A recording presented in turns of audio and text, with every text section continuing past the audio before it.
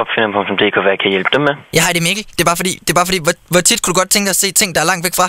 Jamen, sådan, fordi jeg har fundet på sådan en billedkasse. Ting med billeder, der bevæger sig. Altså det kunne være TV. helt... Hvad? Et tv, eller hvad?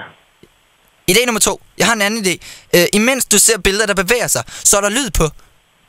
Lyder det ikke fedt? Fordi Jamen, så er der lyd på. Det er jo standardudstyr i et tv, at der er lyd på. Okay, jamen så er der noget. Jeg har noget helt nyt, og det er helt vildt fedt. Det hedder langbetjeningsapparatet, så du kan skifte billeder uden at bevæge dig. Langbetjeningsapparatet. Det er jo bare en fjernbetjening, Mikkel. Det er jo også standardudstyr i tv. Ja, okay, hvis det skal være på en hård måde, så kan vi godt det. Jeg havde faktisk ikke tænkt mig at vise den her idé, men det gør jeg nu. Er du klar? Nu piker det. Nu bliver det vildt. Det er billedkassen med lyd og farver. Og farver! Er det ikke vildt? Men der har jo været farve i fjernsynet siden 60'erne. Ja, okay.